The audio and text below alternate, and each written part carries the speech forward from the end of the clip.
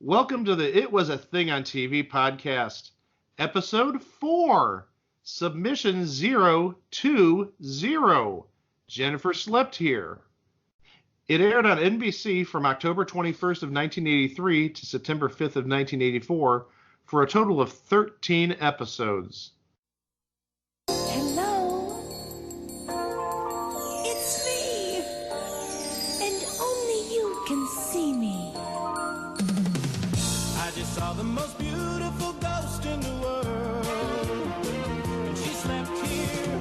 I just saw the most outrageous kind of a girl. And she lives here. Jennifer, what you doing to me? In and out of my life you appear. They say the stars don't shine as bright since you left here. And Jennifer slept here. She lived here. She loved here, laughed here, and wept here. She slept here, and she never really left here. Jennifer slept here. Hello, Mike Klaus here. I'm joined by Chico Alexander, and we have a special guest for the first time ever. Woohoo! Kris Lane. Never heard of him. Yeah, who cares? Yeah. Oh my God, it's radio's Kris Lane. Oh my God, I'm such a big fan. Oh my God, that one. He's here. Where? Can I get your autograph Sure, I'm writing it down right now. Hold on a minute. on this check from your personal bank account that I can go cash? The only thing you'll be able to get with that is debt, I'm afraid. But if you're welcome to it, if you like it. Good, just like my paychecks, getting nothing. All right. I don't. So Kris is here because he is a fan of this show, Jennifer Slept Here. He has all the episodes on DVD. Yep. And he has joked for years about Ann Jillian. Which is really one of the main reasons I brought him here. I know he had the DVD. I've known that for years. But his love of Ann Jillian is without compare. Yes. I think. What can I say? There's just something special about her. Let's just put it that way. And I love it when my fellow friends can appreciate the love and beauty that is Ann Jillian. Yeah, and we'll get into that a little bit later. Absolutely. But about the show, it aired on Friday nights, sort of continuing our trend of dealing with NBC Friday night shows. Mr. Smith was on at 8 p.m., and then Jennifer Slept Here was on at 8:30, and then 9 o'clock was Manimal. And we're not covering the 10 o'clock show next week because we'll get into that later on in the podcast. And so NBC at some point must have doubled down on trying to save Jennifer Slept Here because in the summer of 1984, right before it was canceled, Jennifer Slept Here also aired on Wednesday nights. So you had Wednesday night and Friday night, and the shows that aired then were just summer reruns. I mean, it's not like nowadays where you have a whole new series which will last 6 weeks or 8 weeks like they do with Pyramid or Match Game or any of these other short run series that show up every year. They showed reruns of Jennifer Slept Here because NBC was trying anything to get people to watch their insipid shows. As we mentioned earlier, Ann Jillian, she was the main star of the show. She played the ghost Jennifer, and she had a very good track record going into the show. Not that I'd say her track record was mangled in any way because she was on Jennifer Slept Here, but she was on the sitcom It's a Living, which was on ABC in 1981 and 82. Spoiler, that might be another episode. But also, she was nominated for an Emmy and a Golden Globe after portraying Mae West in a 1982 television movie. So she had some cachet at the time. She was a known star, a known entity, obviously award nominated. So she was not a bum they just picked up off the streets. But also, in addition to Ann Jillian, the other big name that was on this show was Glenn Scarpelli, who you might remember as being on One Day at a Time.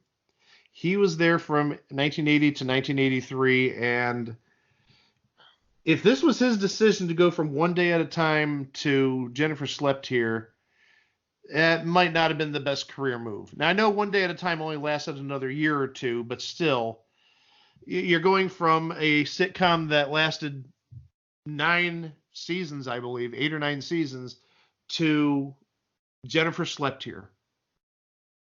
I mean, the only thing that could have been worse is if he moved from One Day at a Time to Mr. Smith. Hey, I will not have you bad-mouthing the good name of Mr. Smith.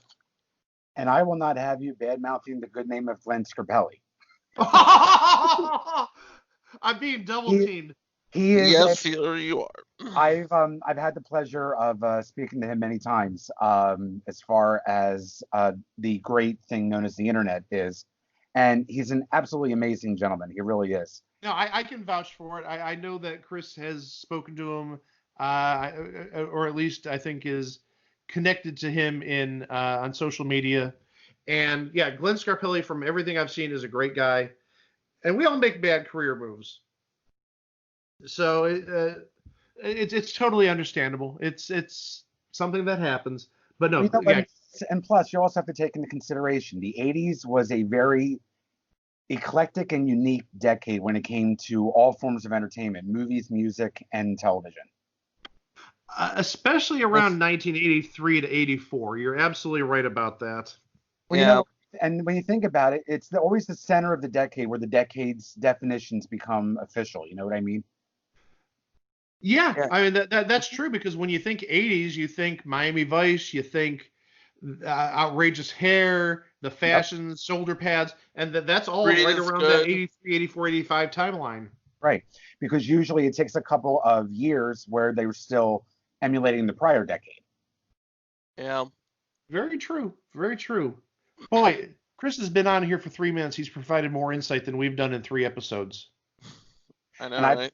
and I've been awake for about 20 hours too. Knock, knock. Ah, there you go. That takes Yeah, talent. yeah, he has the distinct advantage of being awake more than we are. But yeah, I mean, the 80s was just this whole fantastic time, judging by all of the entries in our little logbook here. Yeah, the 80s are quite diverse with not just bad shows, but just unique shows. Shows that the networks just tried to throw on the wall, see if it would stick. Some of them stuck for about a year. Some of them, let's say like Night Court, stuck around for 9 years. And some of the pasta that was thrown on the wall had so much sauce it just slid right down to the bottom. Yeah. Speaking of Jennifer Slept Here. Oh. Yeah. Yeah. I walked right into that. Yeah, you totally did. You New Jersey folks and your pizzas. So the show itself, it really, I don't want to say it was a one-trick pony. I'm sure Kris can overrule me if he wants to about that. But the main thing was Jennifer, played by Ann Jillian. She was a ghost of a former actress, a deceased actress.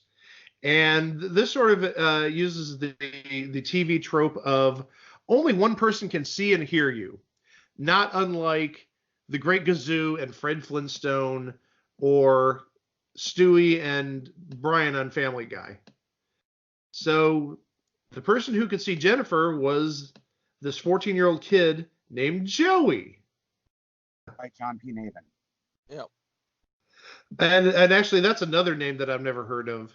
The only 2 people I've heard of from this show are Ann Jillian and Glenn Scarpelli. You've never heard of Georgia Engel? Oh, Georgia Engel! I totally forgot about her. Yes. Thanks, Chico, I appreciate that. I was just getting ready to throw a Philly. Oh my! Yes, Georgia. She was on frickin' Mary Tyler Moore, and then on the Betty White show. And No, you you're absolutely. No, you're absolutely right. I totally forgot about her. I'm sorry. And she did, unfortunately, just pass away within the last few months. I'm So, very yeah. upset that you don't remember me. That was Kris's impersonation of Georgia Engel, a ghost that only Mike can see and hear. You're in trouble now, Michael. Georgia spoke here? Is that what's going on? Yeah.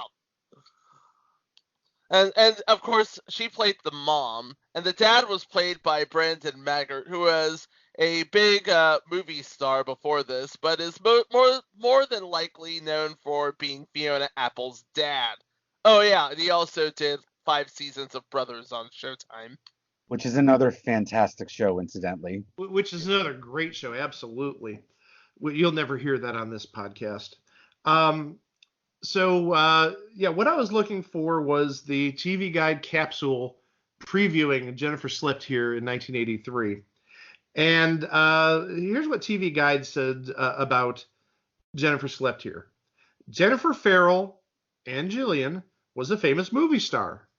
She died about 6 years ago and still has a fatal weakness. Her ghost refuses to move out of her Beverly Hills house. She loves the old haunt, especially when the tour bus comes by, which it does several times a day, and the driver says, when her star vanished, the heavens glowed a little less brightly. Aww. Don't you just love it? This has got so much corn, I'm not going to go there. Now the Elliott family moves in from New York. Susan, played by Georgia Engel, George, played by Brandon Maggart, and their 2 children, Joey, 14, played by, as we said, John P. Navin Jr., and Marilyn, age 6, played by Maya Ackerling. Jennifer's ghost is assigned, quote unquote, to Joey, who most of the time is the only one who can see her. She helps him get through a perilous event. It's called puberty. While Joey's friends, especially Mark, Glenn Scarpelli, wonder why he's talking to thin air a lot. Joey's father, meanwhile, is unimpressed with living in Jennifer Farrell's house.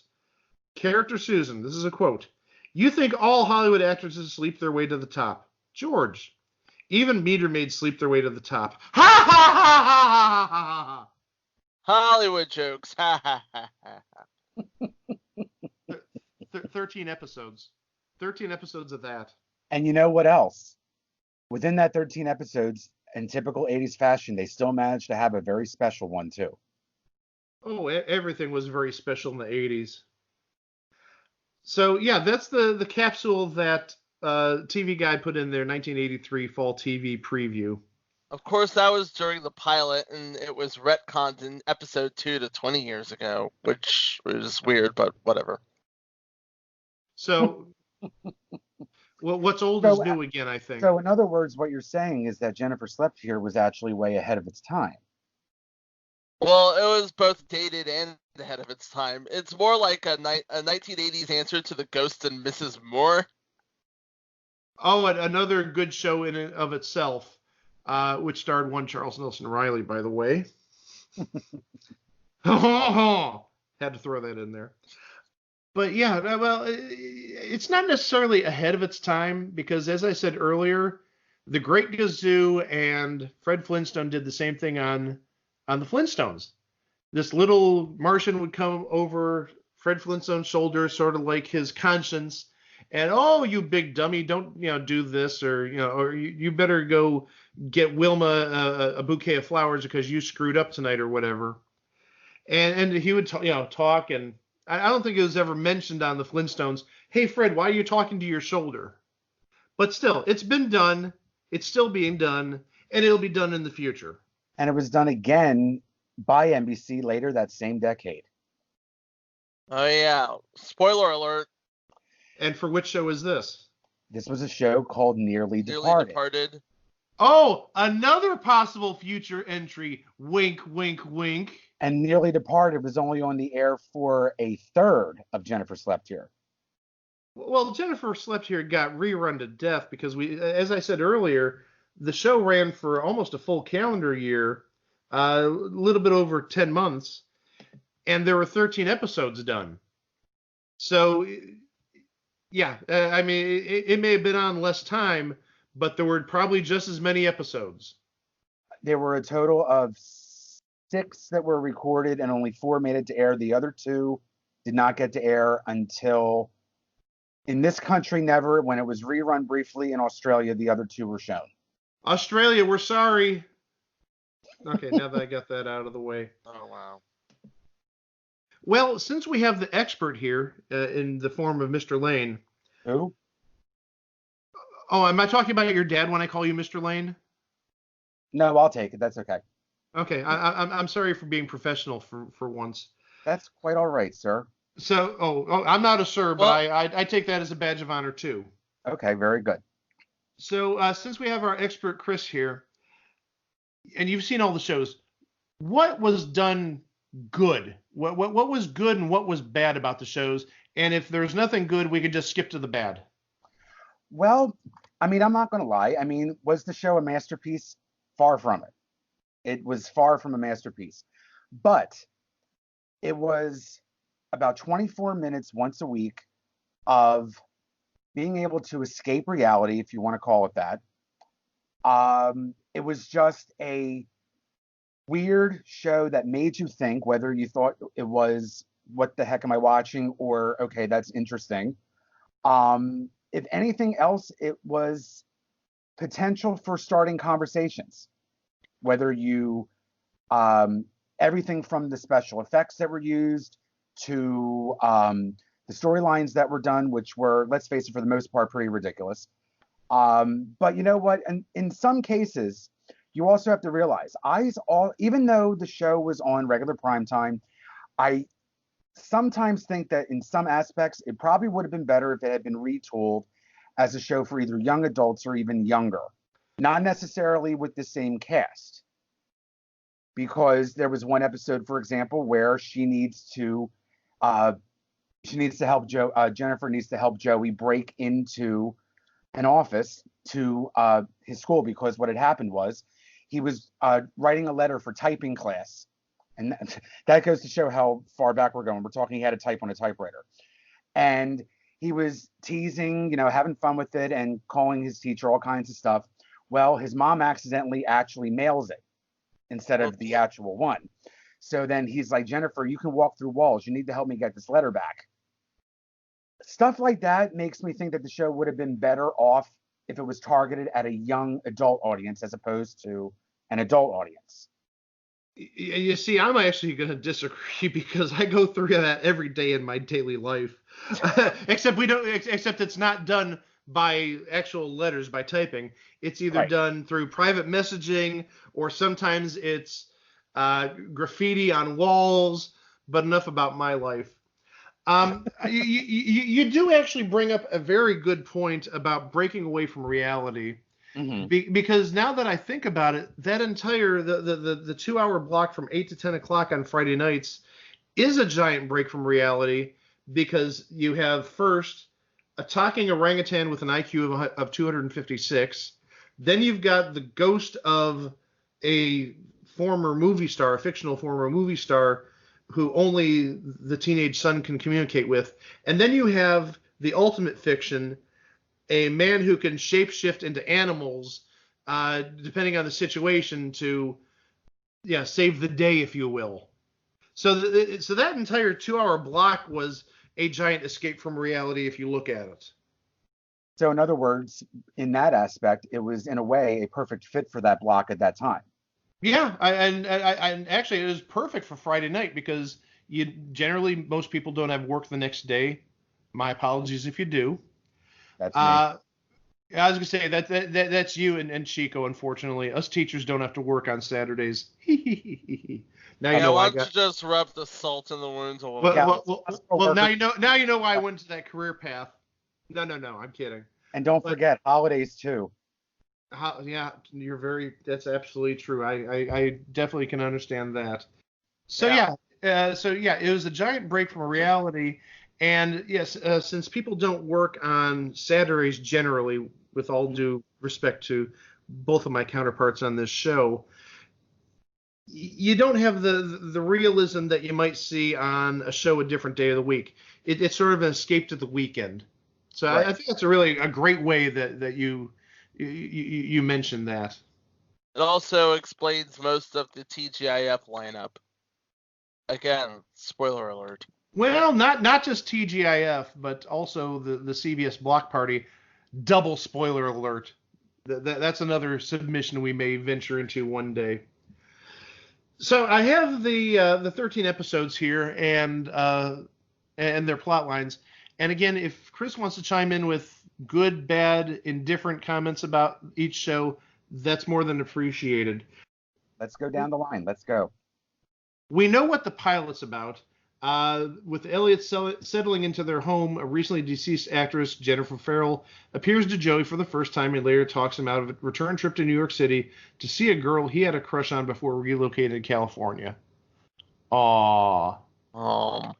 Yeah. Boy, that sounds like my life right about that time when I was about 13, 14 years old. Yep. Because that actually happened to me. A girl had a crush on me, and right before we started, really mingling, or when we would have started mingling, she moved to California. Aww. Aw. I'm still single. Call me. You know where I'm at. And then episode 2, Jennifer the Movie. A planned biopic on her life leaves Jennifer furious. A rival actress she despised when she was alive will play her. And a key scene to be filmed at her home is altered for tawdry effect. Very true. But How tawdry is it? Basically, her rival was trying to kill her legacy by basically making her out to be the tramp that Brendan Maggard's character always assumed that she was. And they did not get along very well when she was still alive, and it was basically going to be one last F to them. You know what I mean? Really? Yes. And what ends up happening is Jennifer does her magic to make it aware that she's around, and basically Joey's character is going, I have couple of connections, and I can very easily reverse this whole thing. So you better start giving her a little bit more respect and not alter what was reality. Boy, that doesn't sound like real life. Catty actresses going after each other. Well, was Dynasty on the air yet? 83, yes, it absolutely. Was. There you and go. Not only was it on the air, it was getting its sort of claws ready to pounce, so to speak. Exactly. Yeah, that doesn't. Yeah, Now, that isn't apropos. Now, don't tell me this isn't like a precursor to The Real Housewives of Beverly Hills. Maybe a little bit. Well, in a fictional sense, but right now, what's going on in my mind? That meme from The Real Housewives of Beverly Hills with that woman yelling at the person and the white cat sitting there. Yep. that is that. the best meme ever. I like that cat. Yes, it is. Oh my gosh. Should be noted that hey Kris, did they retcon it from 6 years to 20 yet? After the episode? After the pilot? Because I'm imagining a situation where 20 years is not kind to anybody. You know what? I don't think it was at that point yet. Okay. I think it was later on that was given the jumping syndrome, as the Cunningham syndrome, of course. Just that they're dead. Mm-hmm. All right, episode 3. Not with my date, you don't. A new girl stands in the way of Joey and Mark, and a pair of concert tickets that the girl actually wants. Yep. So apparently they want to go to Oingo Boingo since it's 1983. Nope. Was it a fictional band or a real band? It was Rick Springfield. Okay. That was the second answer. 1983 is Rick Springfield or Toto or somebody. Yep, it was Rick Springfield. He was still a little bit hot from General Hospital still, but his music career was already taken off. And basically they both Mark and Joey, they had a thing for this girl, and she was basically using both of them, toying with both of them. And was the girl actually trying to play her way to get a date with one person specifically, or was she playing both of them for fools? She wanted to get with first she wanted to be with Mark because she had the thing going with Mark first. Then what happened was she learns that Joey has Rick Springfield tickets that his parents got him. So then she wants to, he's like, oh, screw that. I want to go out with Joey now because he's got these Springfield tickets. So basically she starts like woozing him over and all that. And ultimately Jennifer steps in, of course, because why not? And basically does everything but call her a hussy. And eventually, the two guys go together to the concert. Ooh, cat's got claws. Typical girl. Trying to get I shouldn't say typical girl. Apologies to the girls out there. It's just my life experiences are different than most. Trying to get the money, trying to get the actual Right. product. Right. No, I don't love you for your looks or your sense of humor or your intelligence. I love you for your Rick Springfield tickets. Yep. Which one does in the mid 1980s. Oh, absolutely. Oh, heck Absolutely. yes. Ooh, episode 4, the creatively titled Boo. And we're not talking about somebody's boo, their best friend. It's a ghost. Boo. The ghost of Jennifer's mother, Debbie Reynolds. There's a Yep. good name to attach to the show. Pays her daughter a visit, but goes missing after the two have a falling out over the influence the mother had on her daughter's career. To help contact her in a seance, Jennifer agrees to assist Joey in impressing a pair of twin girls. Joey's a little pimp. He had a girl for the concert in the last episode. Now he's trying to impress a pair of twin girls? Oh, I Yes. can't wait until the next episode he goes after triplets. No, that did not happen, unfortunately. Aw. So basically, Jennifer's having a fit, and Joey's like, "What's going on?" She was like, "Oh, I think my mother's coming." And sure enough, here she comes, the fabulous Debbie Reynolds, God rest her soul. And they're just clashing from the get-go because she didn't believe that Jennifer was doing the proper type of acting work that she should have been doing, and that she always felt that she was being disrespected, even though she wasn't. And long story short, also, the twin girls were next door. I think they were next door. They were down the street. I forget. But both Glenn Scarpelli's character and John P. Navin's character were both trying to get with one of them, and they gave up going to a party to hang out with them, and they were like, "Oh, well, we're going to have a party here," and they started having.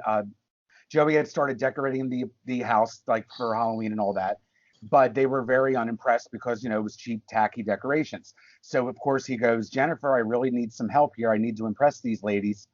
So she goes, "Okay." So she works her magic and makes the things fly around and all that, and it freaks them out, and of course they, get into their arms and all that, and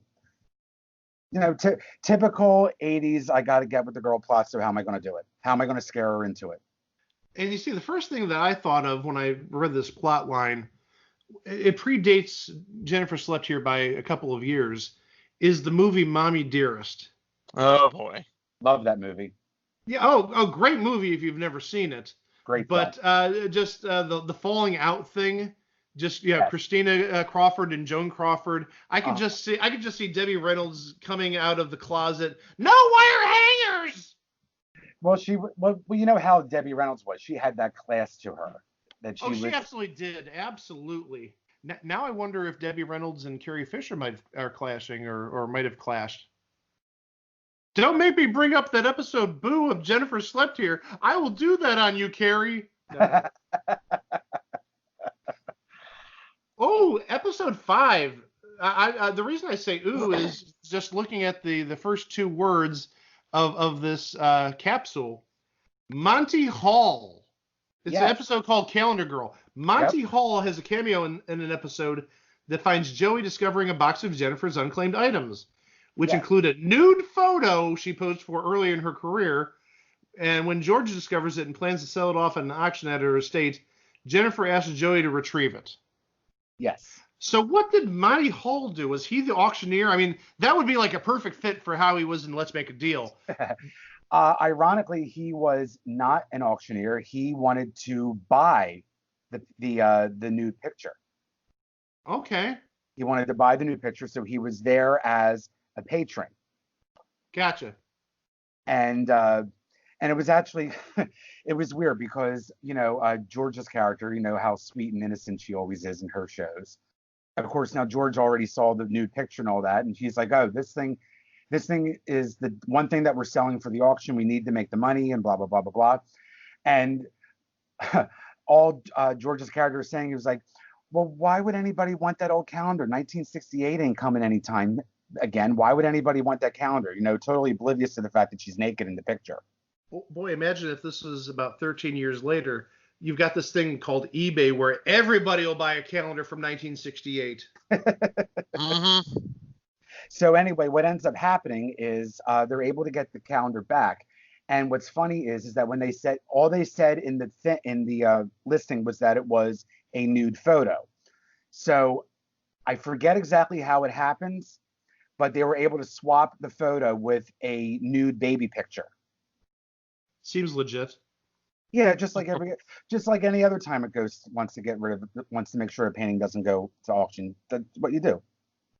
It's common knowledge. And this lasted only 13 episodes? Yeah. Okay. Only 13 episodes. Only. Oh, this could be celebrating its 37th season this year, but no. 13 episodes. Yeah. I'm detecting a little bit of sarcasm in there, Michael. A little bit? All right, a lot. Oh, we're knee deep in sarcasm at this point. Knee deep in the hoopla. Great record, too. Episode 6. One of our jars is missing. I actually liked this episode. I'm going by the almighty knowledge by consensus Wikipedia here. After seeing their son talking to a lamp, George and Susan hire a phony expert on poltergeists, played by Zelda Rubinstein, who played a similar role in the film Poltergeist, to rid the house of Jennifer, and to Joey's shock, it works.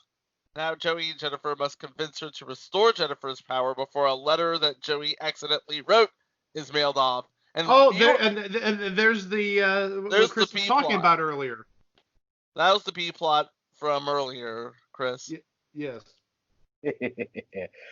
So here's the deal. First of all, Zelda Rubinstein is an absolute riot. She did this so well, obviously from her association with Poltergeist the year before. She basically admits that she's a quack. What happens is she takes her spirit. Well, first of all, let me back up a little bit. Joey agrees to do this, not only as a way to have Jennifer prove that she cannot be stopped by a poltergeist. Stopped by a, I guess exorcist. I guess one thing you would call it. I guess. Yeah. So he agrees to do it for the sake of his folks. So when she comes out and she's doing it, of course, Jennifer's mocking her, of course, the whole time. And she goes, okay, I've put her spirit into this pickle jar. So she's now in an empty pickle jar. So Joey picks up the pickle jar, and there she is in the pickle jar, and she's having a fit. She's like, first of all, it smells like pickles in here. Just call me Mrs. Clausen. She was just not liking it. Well, what ends up happening is he, going back to the letter, has to go grab the letter. And what happens is they go over to, what do you call it? The way that it works is they're able to get her out of the jar. Joey was able to get her out of the jar just by unscrewing it, so she got out of the jar. But the problem is that she was getting ready to disappear because what Zelda's character had done was literally exorcise her. So they go over to her and they're like, asking her, you have to help me, you have to help me. And Zelda's character is going, well, I have no problem with that, but there's only one problem. I don't know what the hell I'm doing, quote unquote. So she's like, basically, I am a performer. I go to a couple of parties. I make a couple of bucks. I don't know what I'm doing. So ultimately, they are able to reverse the spell, and the day is saved. Yay. You have just as much as enthusiasm as Michael did a minute ago. And I know what you both are thinking. And that's not sarcasm. I know what you both are thinking. This crazy guy knows all this about a simple show that was like from 1983. No, but seriously, it's like one of those things. It's like that. It's like this plot, this episode was what drew me to look up more about this show. I would probably say that this was one of the better episodes in the whole series. I think that one was probably the best one. Well, also I'm going to add, and this is by no means is demeaning, but everybody is an expert at something. Everybody loves something so much that they know so much about the topic. I mean, if we're talking about TV shows, I absolutely love The Critic from 25 years ago. Mhm. Spoiler, that might be coming up in the near future.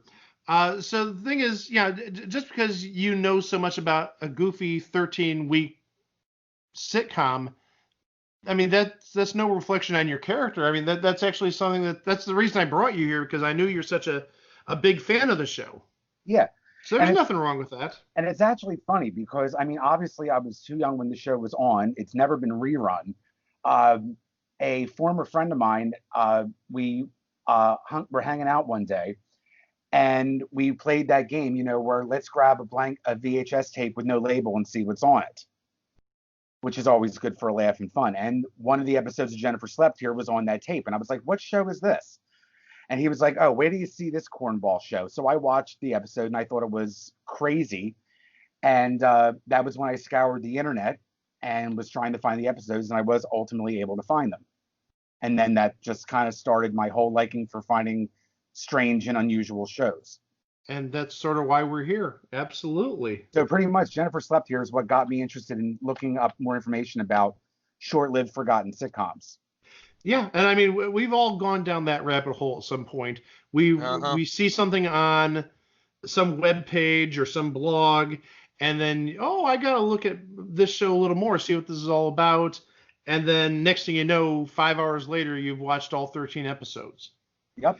And truthfully, between myself and Chico and Greg, while we're doing all the submissions and ideas for future shows, that has brought us down many a rabbit hole. And I can even admit, yesterday I went down one such hole yesterday during my lunch period for an episode, which actually we're not going to do it until I think July. Yeah, I'm not going to give the name of the show, but it's for an episode we have slated for July of 2020. And and it's kind of interesting revisiting this show, because I had told Greg and Chico I had stumbled across an episode of this show on YouTube maybe 5 years ago, 6 years ago, and I couldn't last about 3 minutes into it. It looked so corny and cheap. And that may actually be a little bit of a hint towards who the producer of the show was, corny and cheap. But then I went back yesterday, and it's like, this really isn't bad. It's a little goofy. It's, again, done on the cheap. But, it's really not a bad show. And then, so I know exactly what you're talking about, just going into one of those situations where you're like, okay, this is some goofy show. Oh, it's actually sort of interesting, or it catches my eye somehow. And then suddenly, next thing you know, you've watched all 13 episodes a dozen times. Yep. That's pretty much how I'm able to recite these from memory. Well, again, like I said, everybody does that. Or not everybody, but there's certain shows that people do that with. Like I said, The Critic is one of my favorites, and that was only on for 2 seasons.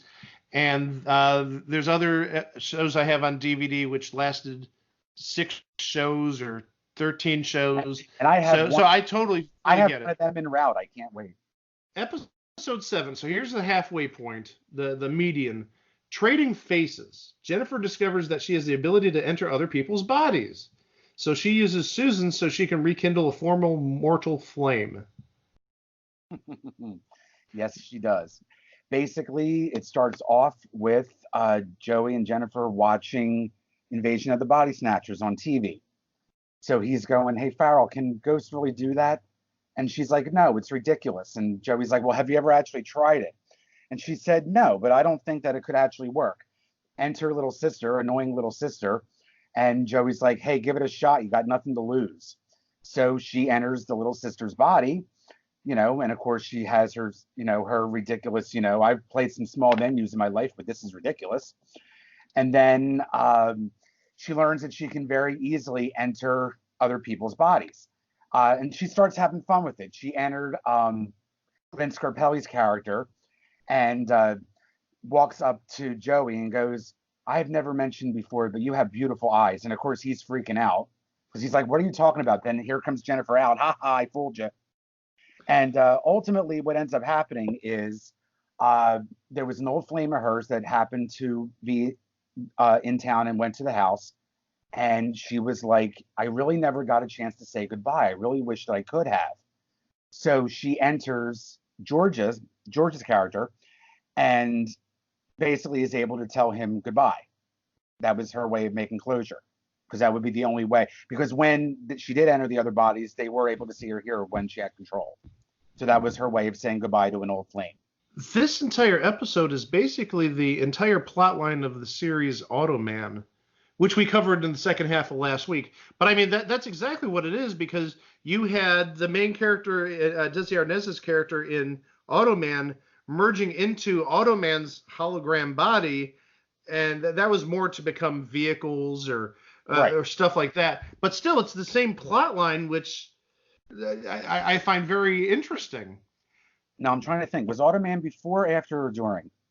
Automan premiered just after. The original air date of this episode was December 2nd of 83, and Automan premiered 2 weeks later, I want to say. I don't know the exact Just date. about. It's on episode 3 from last week. Go back to episode 3. You can figure out what date it premiered. But it did premiere mid-December of 83, so it was not far after that's this episode. Really close. That's really close. Very close. I never thought of that. That's really close. Episode 8, Rebel with a Cause.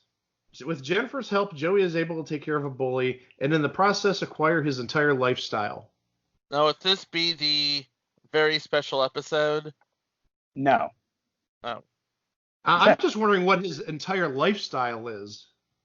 Basically, in the series, Joey's pretty clean cut, and he what happens is he's getting bullied in school, and what happens is Jennifer actually fought for him, like physically fought for him, like threw him around and all that.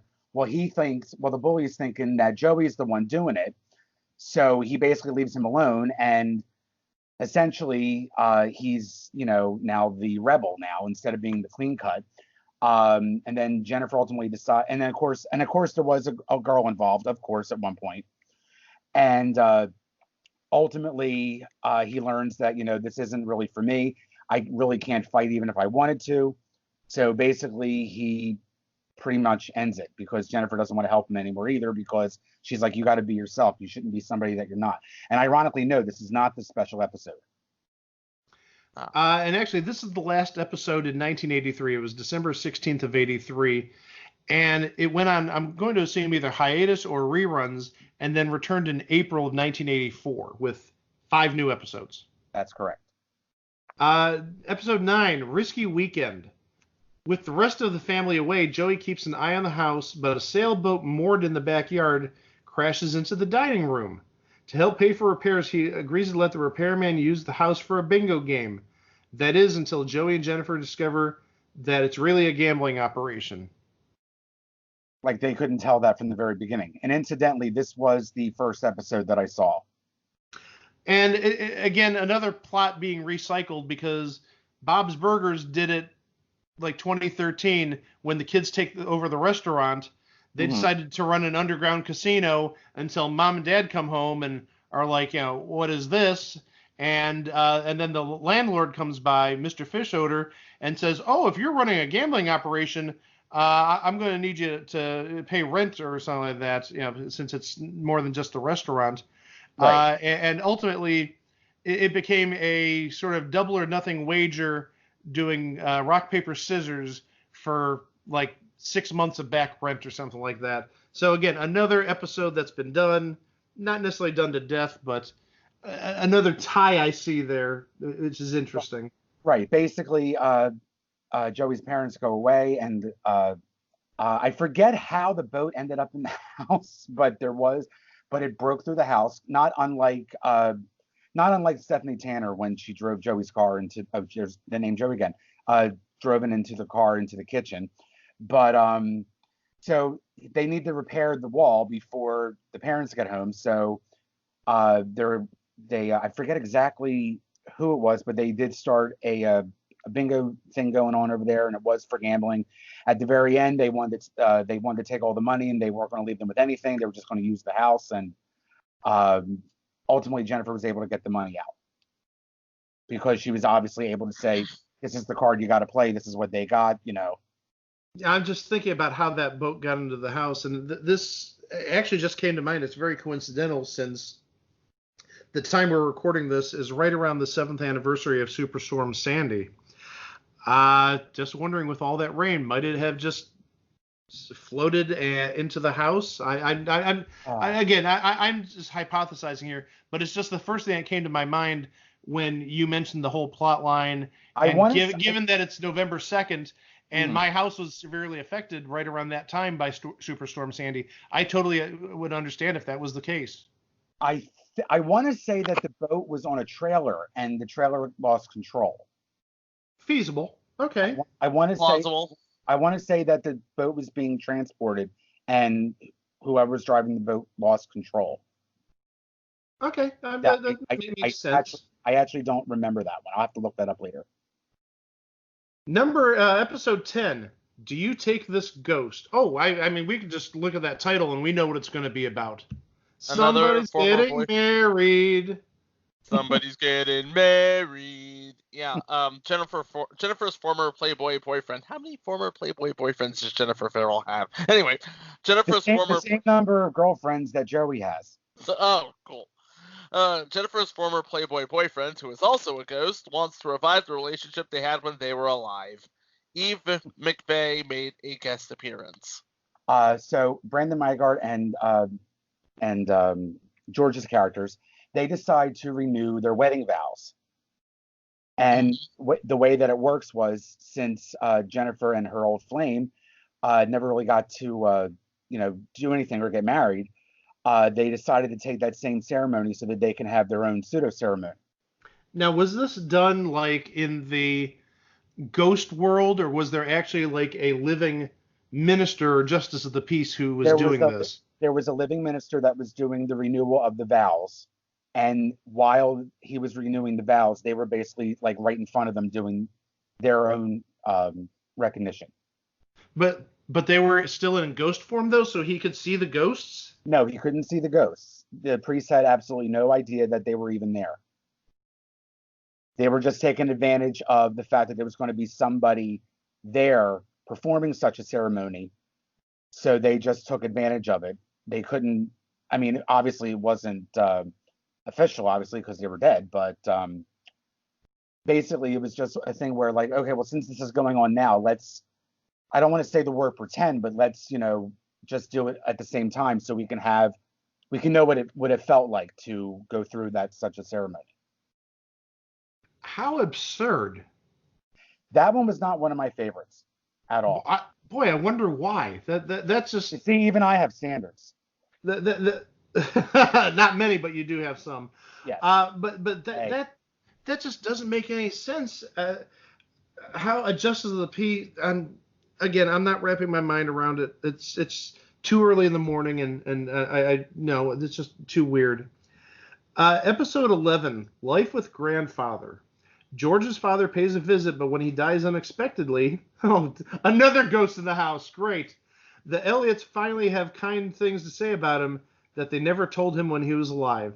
And I'm guessing the father did turn into a ghost, and he was there to hear all the praise they heaped on him.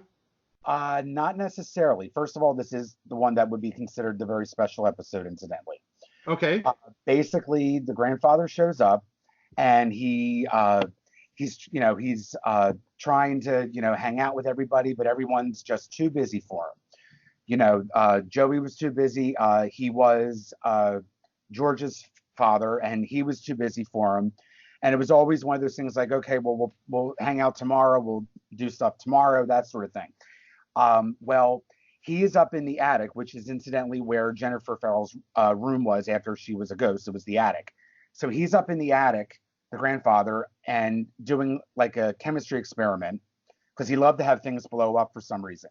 Well, he blows up too much and he blows himself literally up to death.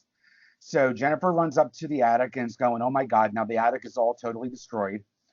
And she's like, are you all right? And he says, oh yeah, I had a little bit too much boom boom. And they start talking. And then she's like, wait a minute, you can hear me and see me?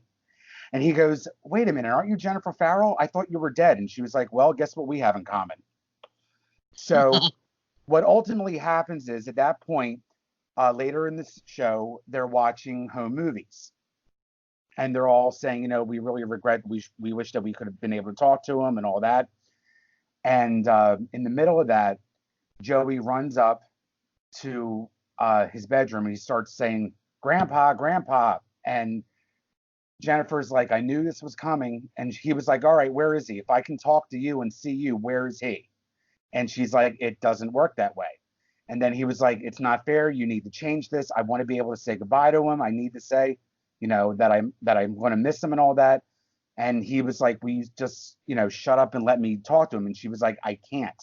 She's like, "This is why you got to appreciate the people that are in your life while they're still around." And so then ultimately he just starts talking to him, hoping that he can hear him. And of course he breaks down the very end, and end of story. I don't know. At least for me, that plot line sort of hits home. That sounds like the most realistic plot line. I think anybody that has ever lost anybody, whether it's a parent, a friend, they've always had that one desire. Man, I wish I could talk to them one more time. I feel that way with my mom all the time. Yeah, so do I. Absolutely. And I know you do, Mike, too, with everyone in your family also.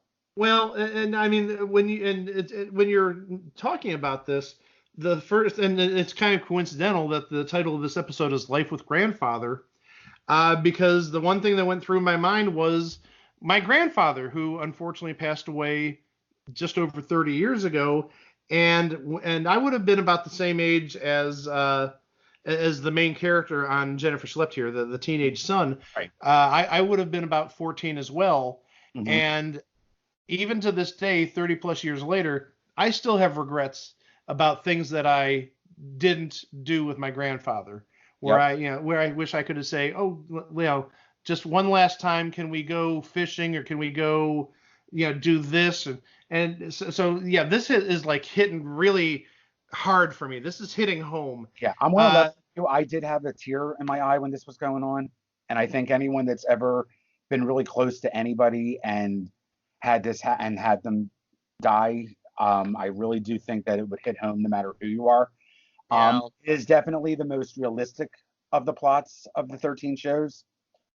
And, and they tried to incorporate a little bit of humor in it, of course, obviously, but it was like after the second half started, it was like Steel Magnolias at the friggin' at the cemetery. It was just downhill as far as the comic relief. It went downhill. The seriousness shot through the roof. I know the show was essentially, excuse the phrase, the pun, I know it was dead from the start.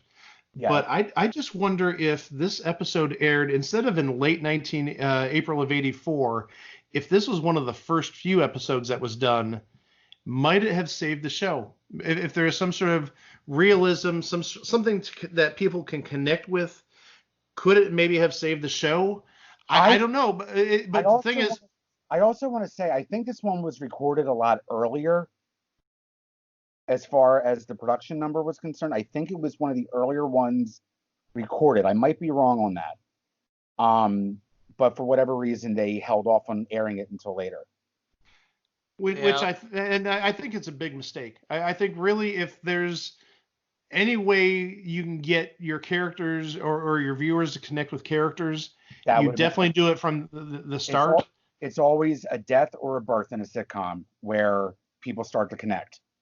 And the thing is that they saved this until late summer of '84, and again, by that time, we'll get into the ratings in a little bit, but needless to say, the show was not going to make it to a second season. I just wonder if the episodes were placed in a different order, if maybe they could have drawn some more viewers, even though you had a bad show before Jennifer Slept Here, and you had probably a worse show after Jennifer Slept Here. Right.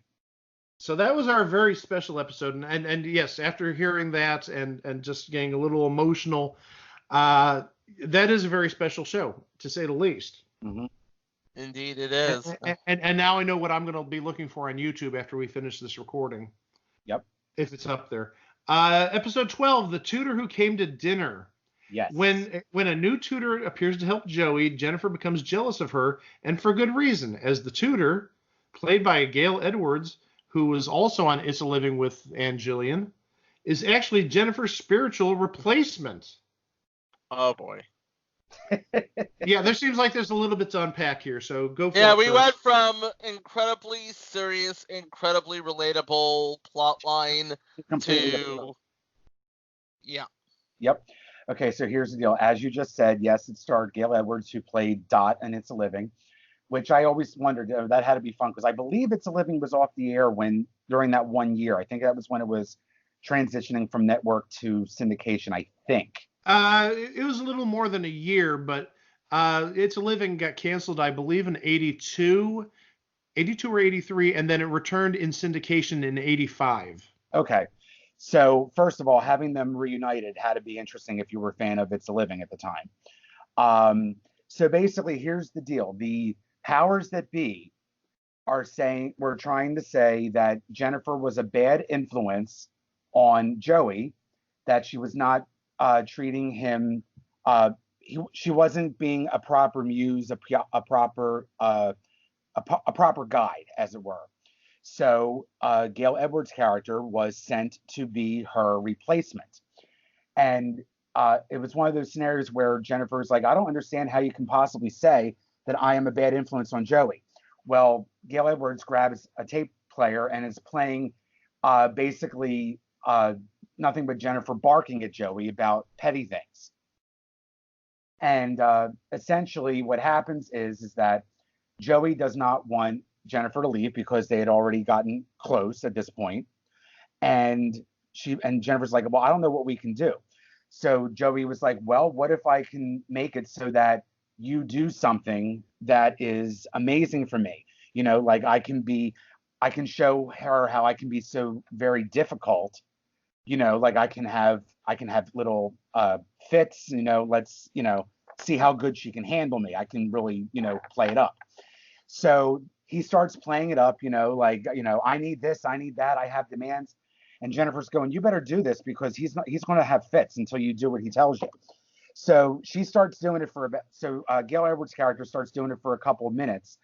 And then she was like, you know what? Do you really think that I'm that stupid that I don't know what you two are doing? And ultimately, in the end, Gail Edwards' character is like, but you know what? The fact that the two of you obviously care enough about each other to go through all this trouble, obviously you guys need each other, so I'm going to get out of here. Speechless. Ironically, Gil Edwards was using not necessarily sex appeal for Joey in the very beginning to get him to get on her side, but let's face it, she was kind of flaunting it a little bit in the beginning. And that takes us to the final episode. Take Jennifer, please. This sounds like it was written by Henny Youngman. Take my wife, please. Fed up with having his father not believing that he can see Jennifer, Joey must find a way to convince him otherwise, even if it means having Jennifer prove her presence before the entire family. So Jennifer tells Joey that she'll help him if Joey can produce the real will she wrote, which is located in George's office safe. Right. Now, wait a second. Well, okay, now there's no way she could have gotten the will out of the safe, but couldn't she go into the safe to look at the will? Well, here's the thing. The whole point of the story was that there was no will. She had never written a will. And it was a phony will that somebody was cracking up to try to get her belongings. So it was a fake will. And what happened was, this is also the episode where we learn how Jennifer died. Have we discussed that yet? No, we haven't. No, we have not. Okay, so here's what happened. In the middle of all this, Joey's like, I really wish whatever. And she was like, well, anyway, it should be mentioned that George's character is a lawyer. So he found the will and he was trying to do what was right with the will. But Jennifer's going, I never had a will. Now, the way that she was like, did I ever tell you how I died? And he was like, no, you never told me. She had written a letter stating what she really wanted done, which was nothing. She was on her way to mail this letter that proved that there was no will. There was no active will because it wasn't finalized. While she was walking to the post office or wherever she was going, to her mailbox or whatever, she got run over by an ice cream truck. Yikes. as she says on the show, she was creamed by a creamsicle. So anyway, the point is that the letter that she was mailing was going to be proof that there was no official will yet. And the problem is that she knew that it was in the office, but she didn't know where in the office it was. Didn't know if it was in a safe, didn't know if it was, because his office was an absolute mess. So they were finally able to get the paper, which cleared her name with there not being will. So, basically, they inherited everything. Okay. Well, there's only one thing I can say about this, and now I can see why this series was canceled, because one phrase comes to mind right now. If there's a will, there's a way they get renewed. Boo! I'm sorry, could you say it a little louder for the people in the back? Oh, you mean for the cheap seats? I'm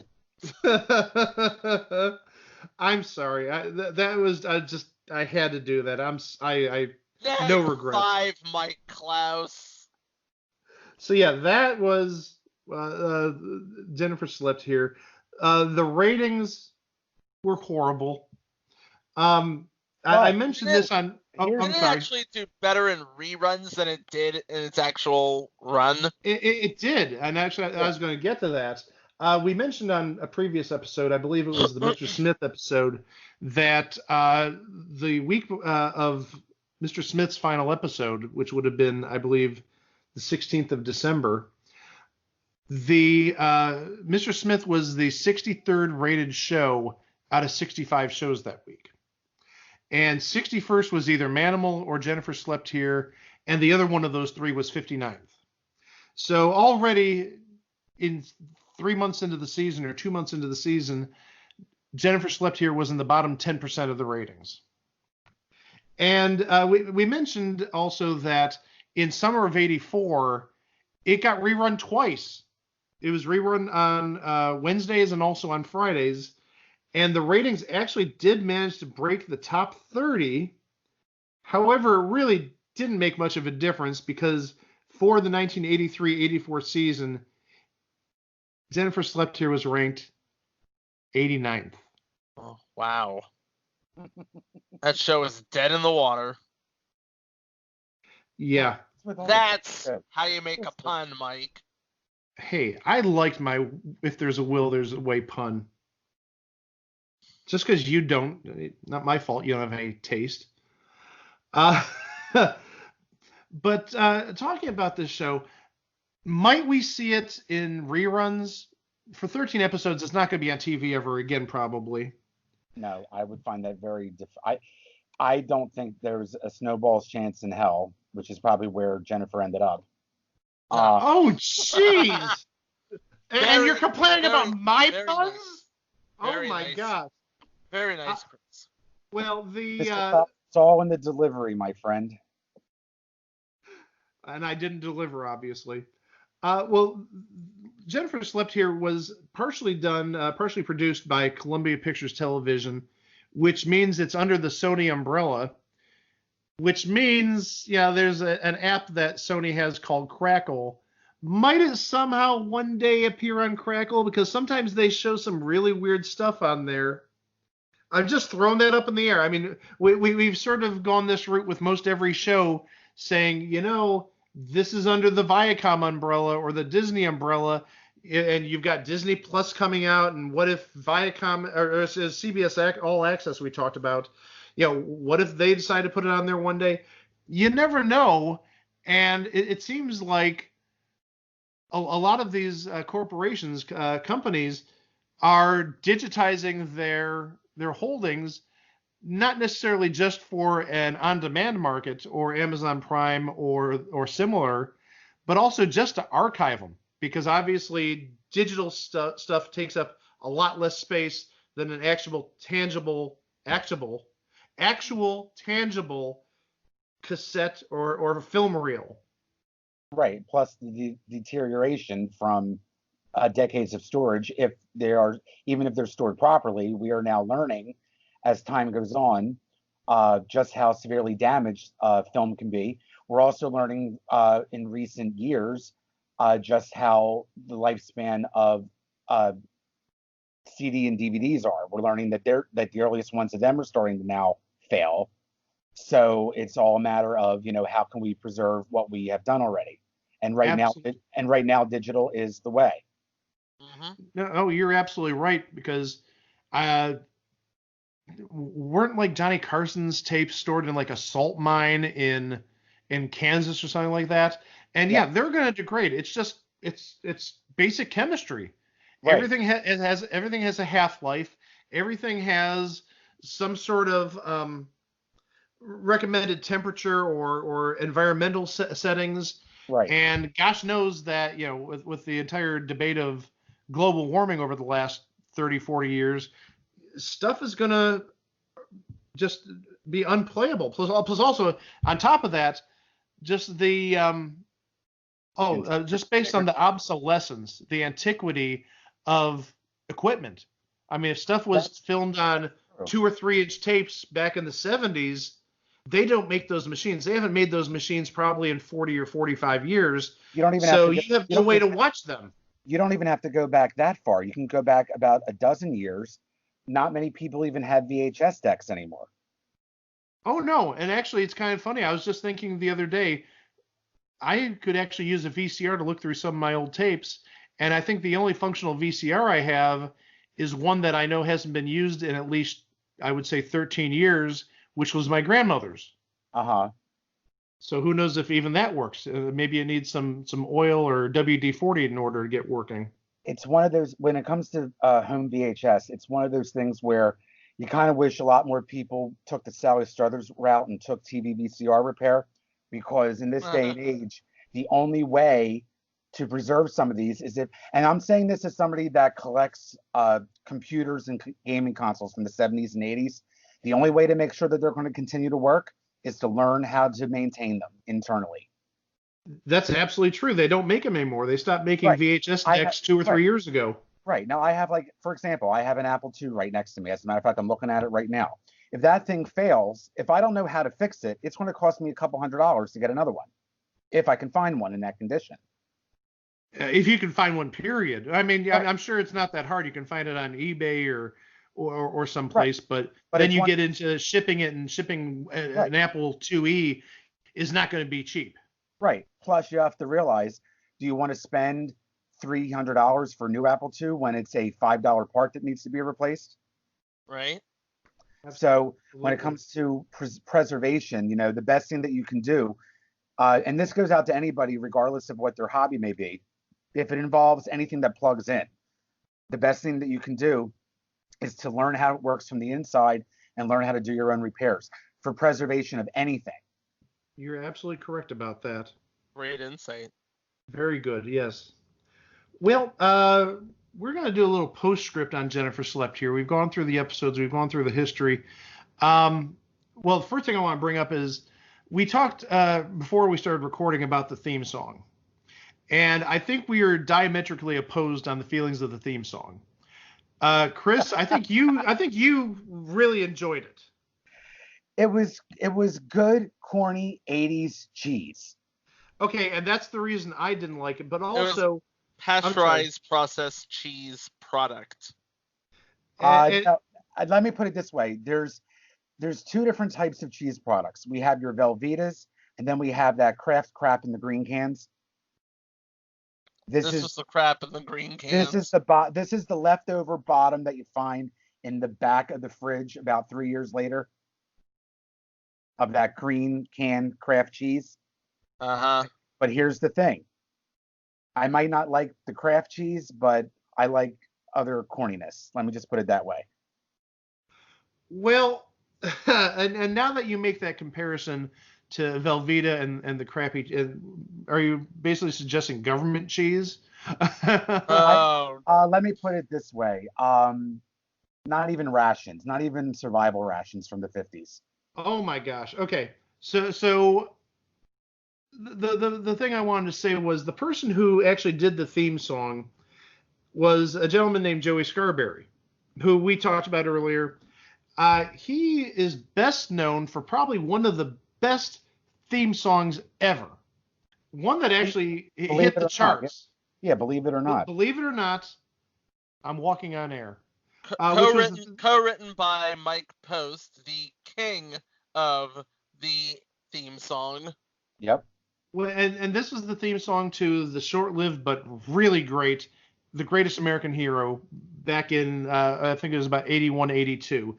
Mhm. Best theme song ever. And I'm going to sort of rank this.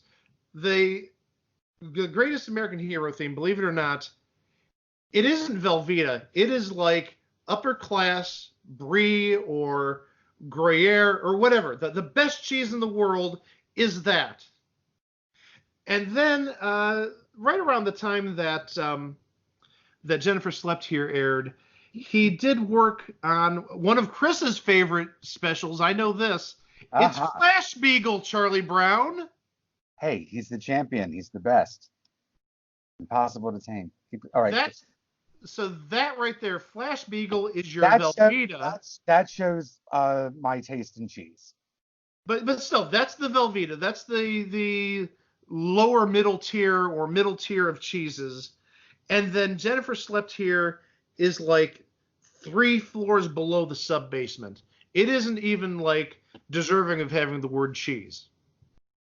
I'm sorry. I got through the theme about 10 seconds of the theme, maybe even less than that, because it was just so. Oh. All right, now let's talk and I had to actually ask myself, this is the same guy who did The Greatest American Hero?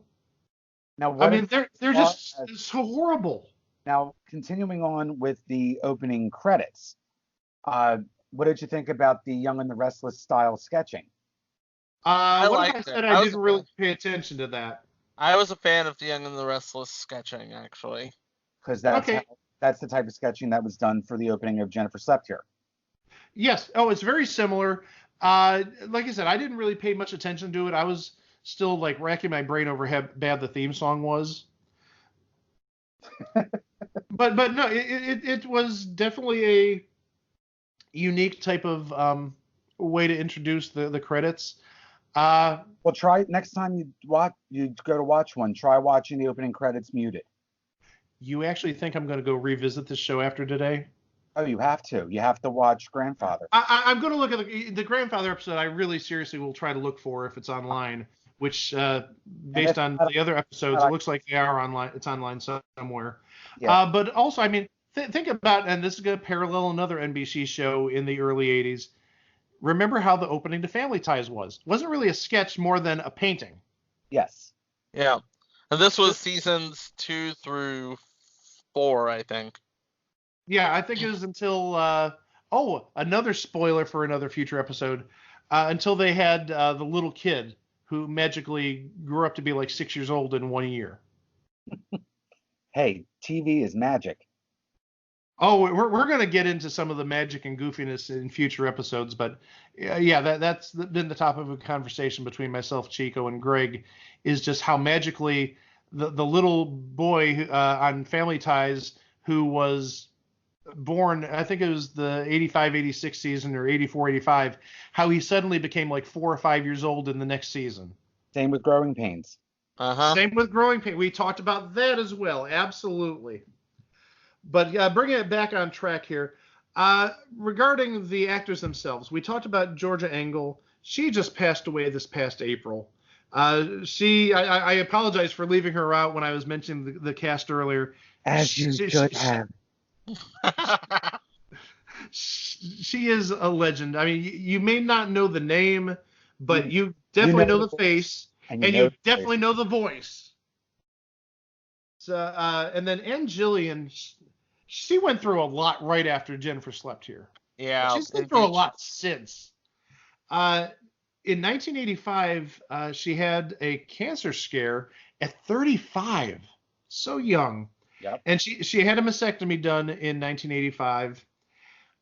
She formally retired as an actress in 2000, and her last appearance was on an episode of Walker, Texas Ranger.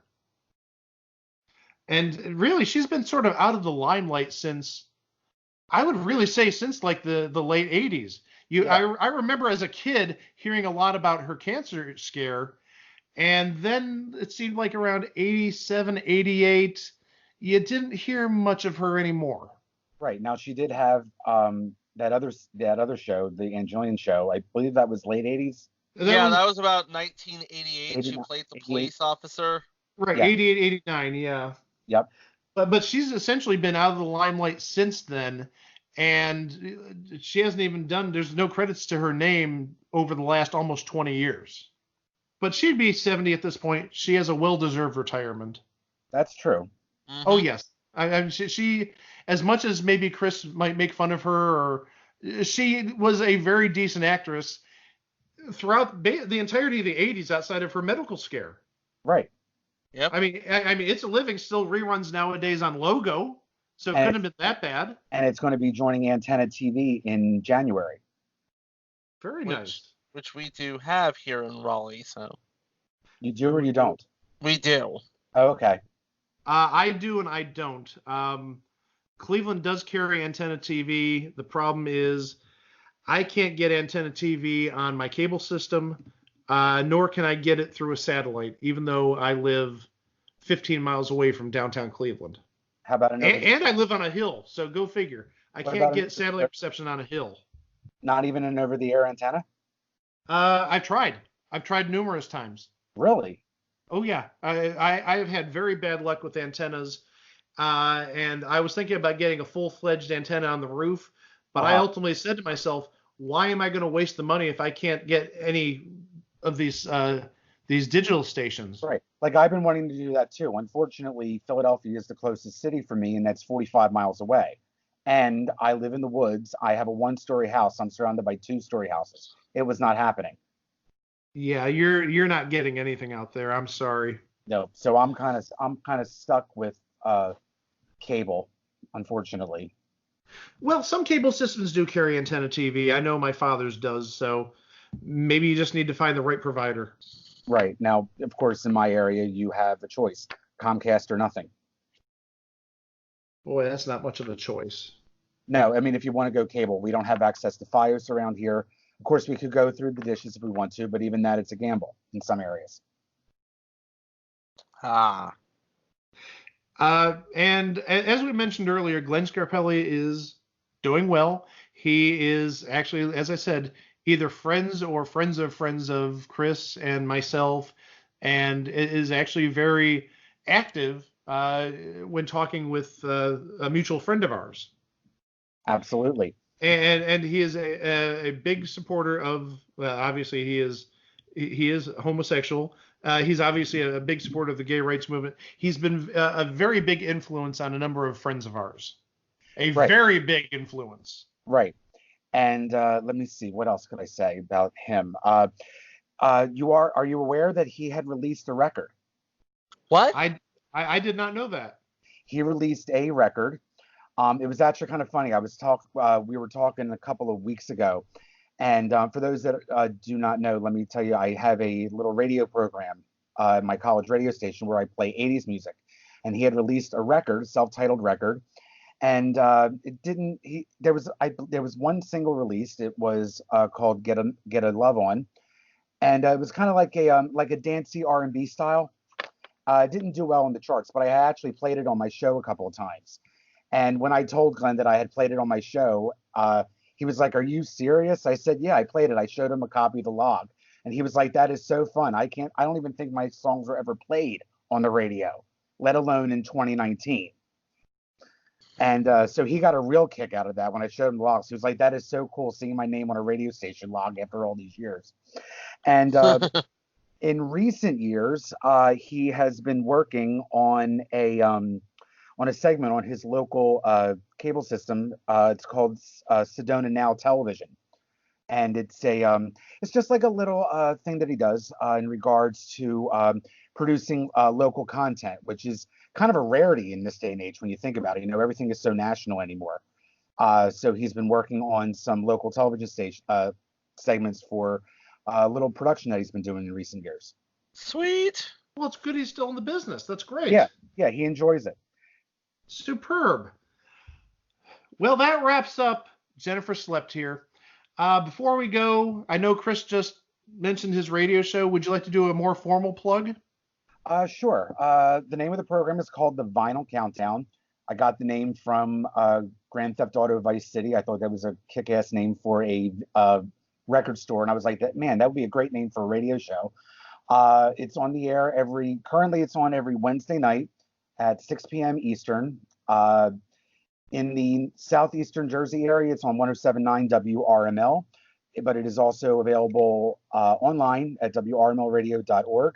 It's on Wednesday nights from 6 p.m. till 9 p.m. The entire show is dedicated to music of the 80s. Nice. Now I hope you don't get sued by Rockstar Games for using their name. Well, well, guess what? I'm not the only one that uses that name, so let's have some fun.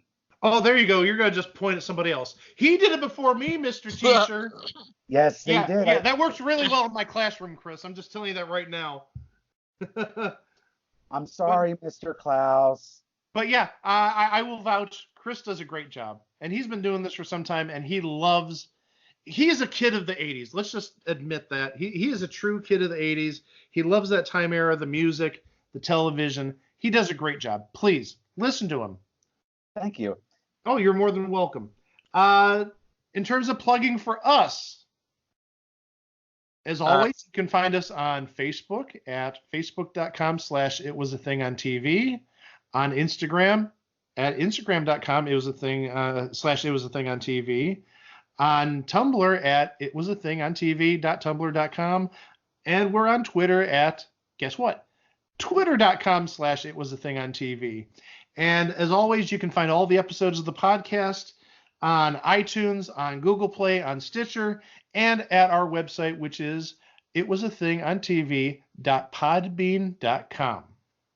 I was just about to say, Kris Lane, feel free to come back anytime.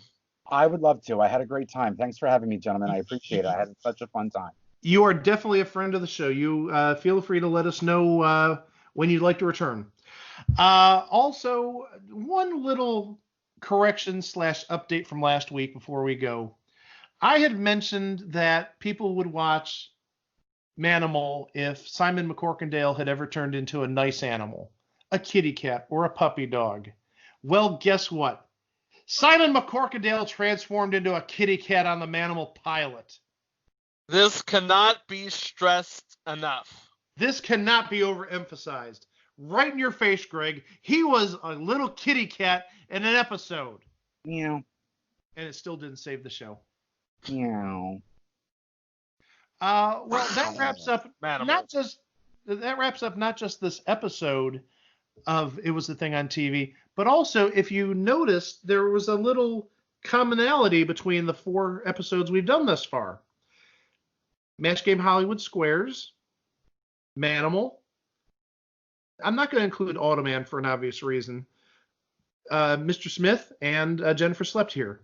Those shows were 1983 bombs, not necessarily bombs, but there were shows on NBC in 1983/84. And actually, one of the goals we have for this podcast is we're going to be giving you sort of thematic blocks of episodes. It may be 4 episodes like this. It may be 2 episodes. We've got certain special episodes along the way, but starting next week, we're going to start a new block of episodes. I'm not going to tell you the theme of those episodes, but you'll have at least, I think we have 4 episodes. You'll have, I got it somewhere. I'll take a look at it later. You'll have 4 episodes of the theme. Plus, actually, we're going to be doing a bonus episode unrelated to that theme for Thanksgiving. And so you'll get the week of Thanksgiving, the week of the 23rd or 24th, you'll get a normal thematic episode and a bonus episode, like a mini-sode, if you will. So keep your eyes out for that. See if you can identify the mystery theme. It shouldn't be that hard. Again, as always, thank you, Chico, for helping us out. Greg, thank you for helping. And Chris, again, whenever you want to come back, let us know. You are more than welcome to come back with your insight. Awesome. Thank you again so much. I really appreciate it. And most of all, thank you for listening to the podcast. Have a great week. We'll see you next week. Bye-bye.